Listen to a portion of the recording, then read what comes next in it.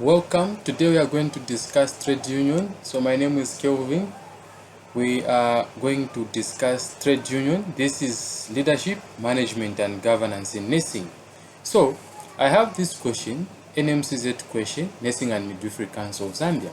So it says, Mr. Kadimukwa, a senior nursing officer, feels that it is very important for all nurses to understand issues to do with unionism as they add value to nurse activism and understanding of the conditions of service for nurses as health workers. So it is very important for you as a nurse to understand unionism.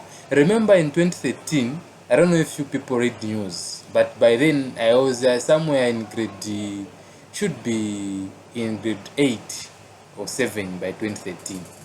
We had heard some news that nurses were fired, 200 plus nurses were fired because they were protesting over the payments and the poor working conditions. So all those were fired because what they did was considered illegal. So we must, as nurses, understand what unionism is. So in this question, or in this video, we are going to define what trade union is. We'll describe the 5 types of trade union, outline 5 roles of trade unions, then we'll also discuss 5 conditions of service for nurses as public service workers. Then we'll also explain 5 laws of managers in financial management.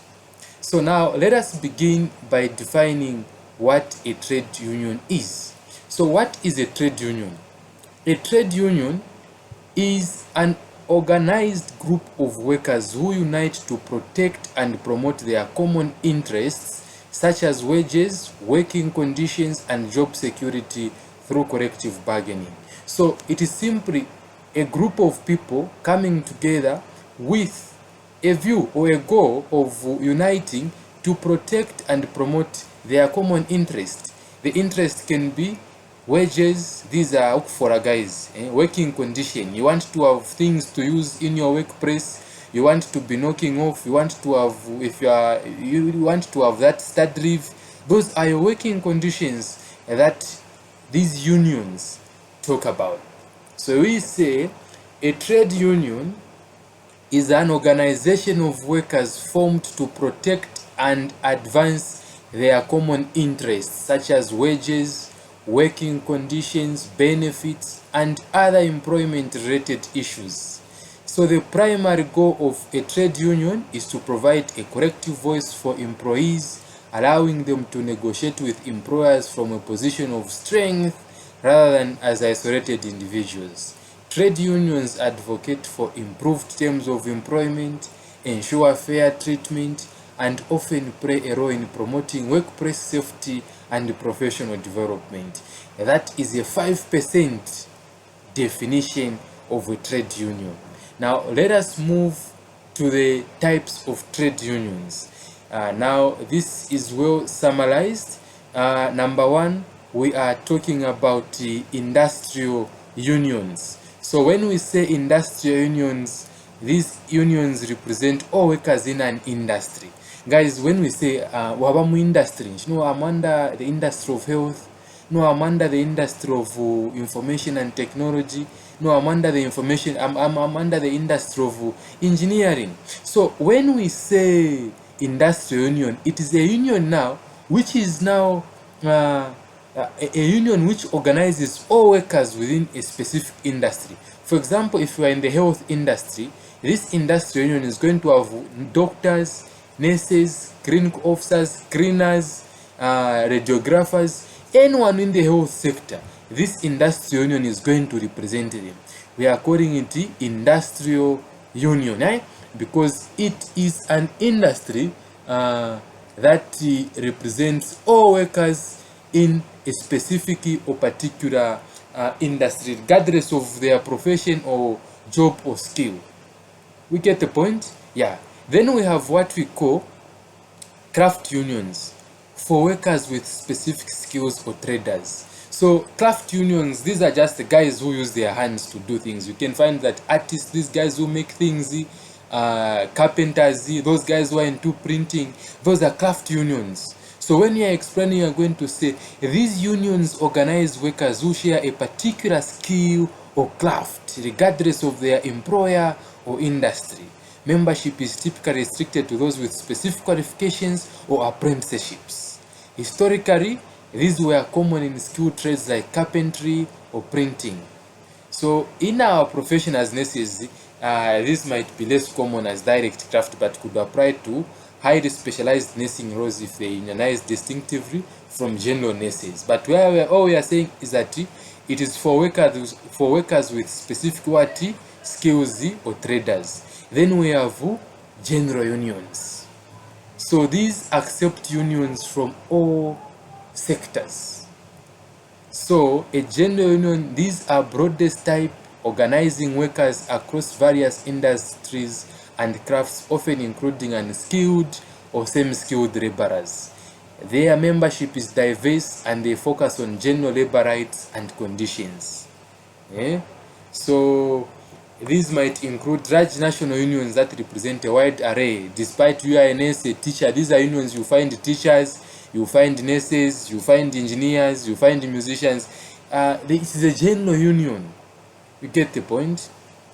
Then we have what we call white collar unions or professional unions.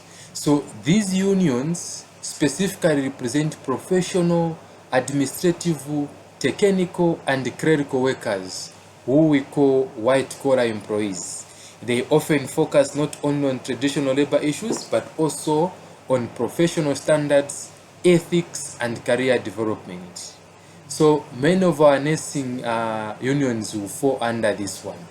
Even the Zambia Nursing Union, the Zambia Union of Nurses and Midwives, Zuno, M. Shanshani, is also part of white collar unions, as we might say.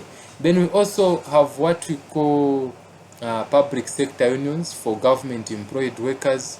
Yeah, these are other terms that you can use. There is also what we call confederations of unions. So these are unions of unions. Confederation of unions. So a union for a union. Yeah, you get the point. These are unions of unions where individual trade unions come together to form a larger body. They represent the collective interest of their member unions at national or international level. Yeah, so we also have that as we might call it. So industrial unions, as I said, we can give an example of maybe National Union of Public and Private Education of Zambia, NUPES, under industrial unions. Yeah, any professional unions, we have the Law Association of Zambia, LAZ. We also have the ZUNO, Zambia Union of Nurses and Midwives. Yeah, so under general unions, you can give an example like Zambia Congress of Trade Unions. You can, under federation or confederation of unions, you can give this Zambia Congress of Trade Unions. Yeah, these are some of the unions you can give as examples. Yeah, so now we move. What are the functions, roles of trade unions? Remember that question which says explain the 5 roles of trade unions. So number 1, we have collective bargaining. Number 2, we have protection of workers' rights. As workers, we have rights. Those of our friends who are employed in various hospitals, they have got work conditions and they also have individual rights, and these unions are there to protect their rights. You should not be abused by your patients. No one should take advantage of you at a workplace. As far as you are giving them your services, you also deserve to be listened to be handled in a good way. So a trade union is there to protect your rights. Number 3, ensuring workplace safety. We don't want you to work at a place which does not have good infection prevention and control. You are not given gloves, you are not given proper uniforms to wear, there is no water, there is no good lighting system. Those are poor working conditions. So unions are there to ensure a safe workplace. We also have what we call legal support and representation. Should you find yourself in an issue, should you find yourself maybe with a negligence case, maybe a patient sues you, or any legal scandal you might find yourself, a trade union might represent you. Trade unions like Zuno, they have got lawyers who are going to represent you. Then training and education. They must ensure that you are being trained, and there's also professional development. So that question which said, describe 5 conditions of service, no, we are still on this one. Outline at least 5 rows of trade unions, and it was 25%. So number 1, we are going to say collective bargaining. This is the primary law where the union negotiates with employers on behalf of its members regarding wages, salaries and benefits, health insurance and pensions, working hours and other terms and conditions of employment. For example, the Zambia Union and Nursing and Midwifery Organization union, not organization but union, might be bargaining on behalf of nurses to negotiate with government so that they can increase their salaries. Number 2, protecting workers' rights and interests. Unions act as advocates for their members, ensuring fair treatment, preventing unfair dismissals, addressing grievances, and ensuring compliance with labor laws and contractual agreements. For nurses, this means safeguarding against excessive workloads and self-staffing levels and unjust disciplinary actions. Number 3, improving work conditions. Unions strive to enhance the physical and psychological work environment. This includes advocating for safer workplaces, better equipment, adequate staffing levels, reasonable shifts, and measures to reduce stress and burnout, which are critical in demanding healthcare settings.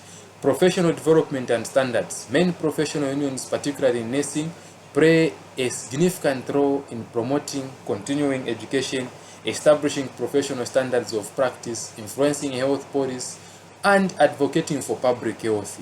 They aim to elevate the profession's standing and ensure high-quality patient care. Then we also have political and social advocacy. So trade unions often engage in political lobbying to influence legislation and policy that affects the workers' rights, healthcare funding, public service, and broader social justice issues. They may support political candidates who align with their objectives and actively campaign on issues pertinent to their members and the public. Dispute resolution. This is what we call the legal support and representation. Unions provide mechanisms for resolving disputes between employees and management, ranging from individual grievances to large-scale industrial disputes.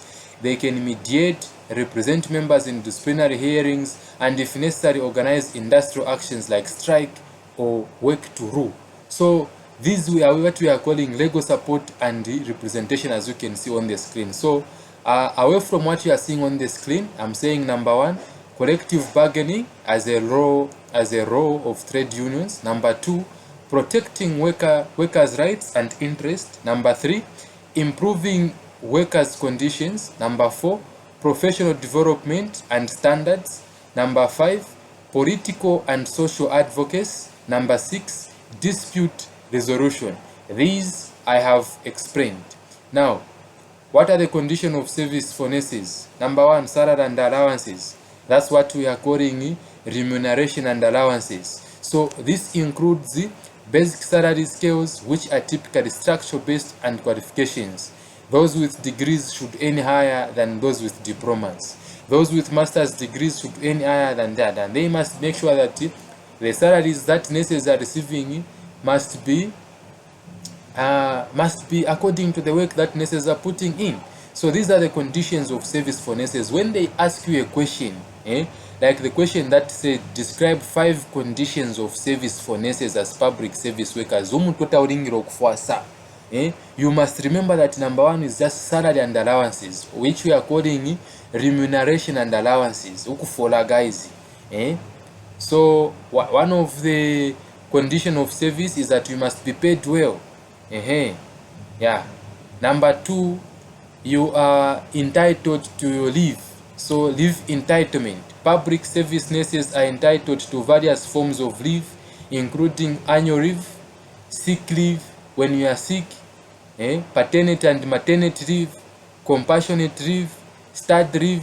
So women, you girls, you have got what we call Mother's Day. You are entitled to that day. Leave entitlements. Mention it when you are writing. For example, here in Zambia, we also have Mother's Day. We must be given that Mother's Day as nurses. You talk about that. Number 3, pension and gratuity. If you are working in government, you are entitled to get a pension when you retire. If you are working in the private sector, a gratuity at the end of the year. Working hours and shifts. You must have good working hours, morning shift, afternoon shift, off days after night shift. So public service nurses generally adhere to defined working hours per week.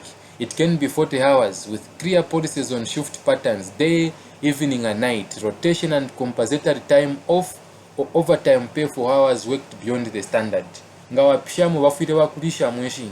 So these conditions aim to ensure adequate rest and prevent excessive fatigue through staffing shortages can sometimes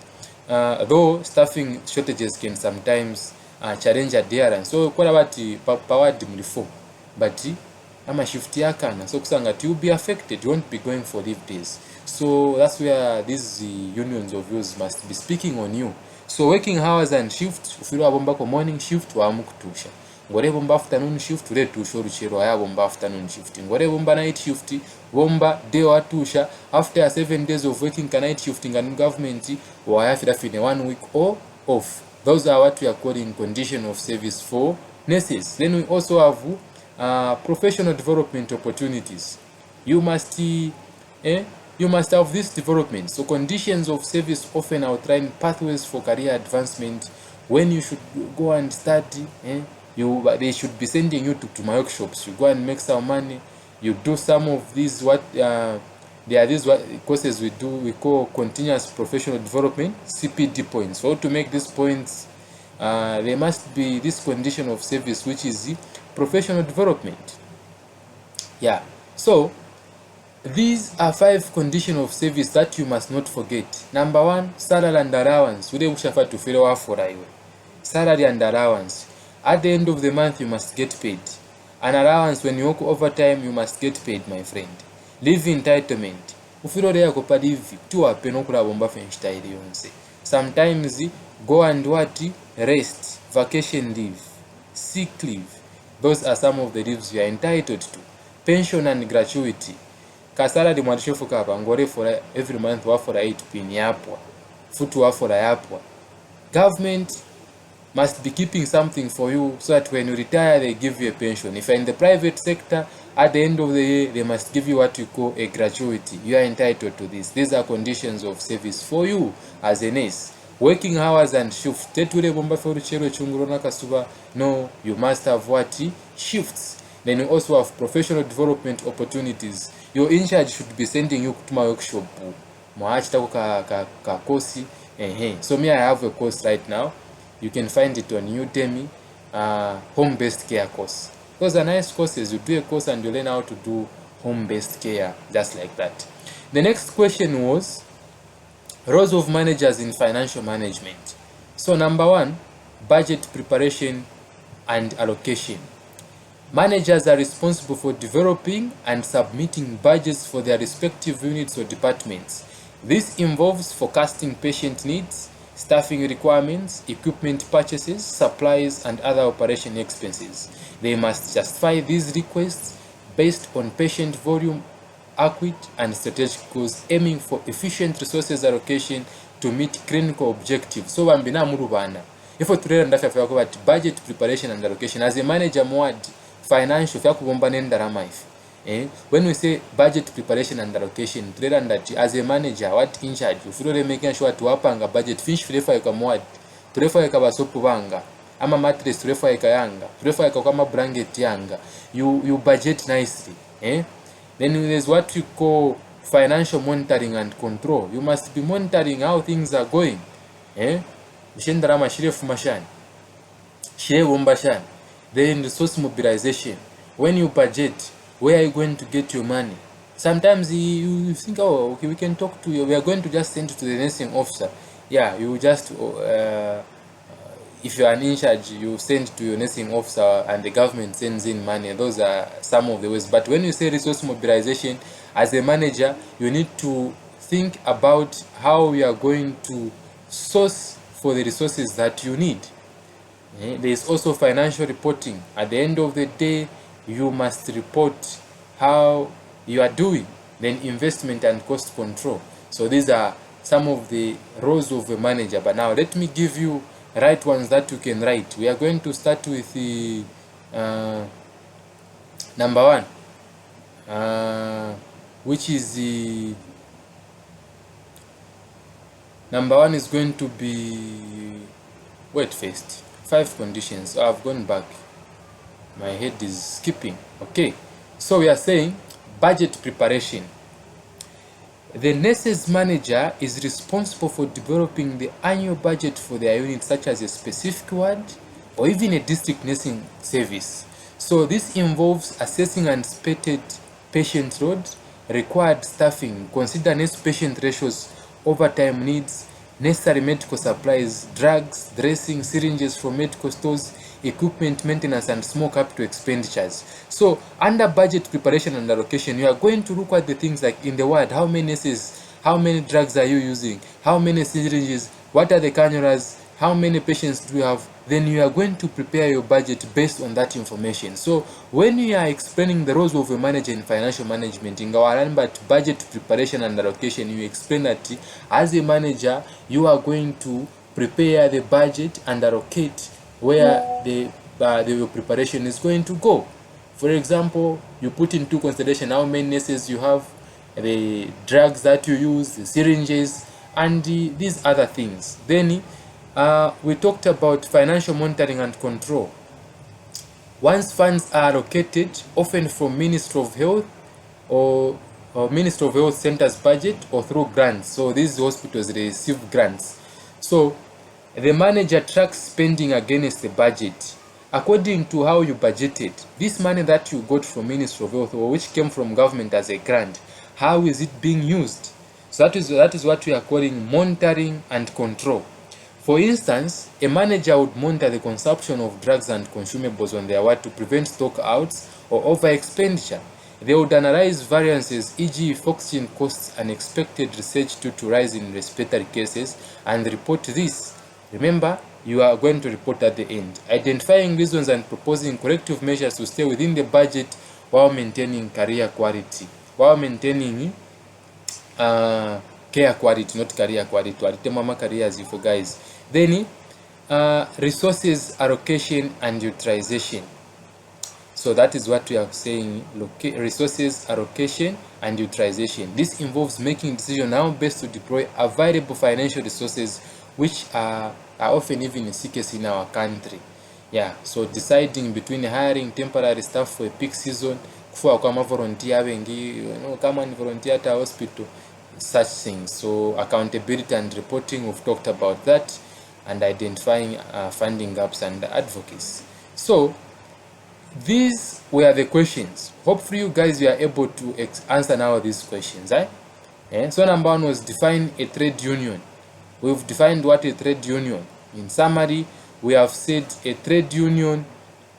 So in summary, we are saying a trade union is an organized association of workers formed to protect and promote their collective interest, especially improving working conditions.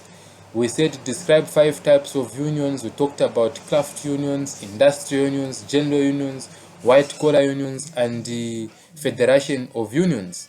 Then we've also discussed outlist 5 roles of trade unions.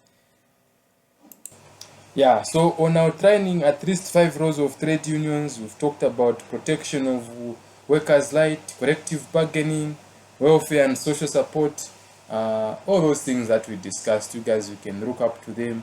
Then we've talked about 5 roles of a manager, and also your condition of service as a nurse, salary allowance, leave entitlement, working hours and overtime, pension and gratuity benefits, training and career progression. All those are some of the things you can do. Otherwise, thank you very much for joining me. See you in our next video. Thank you.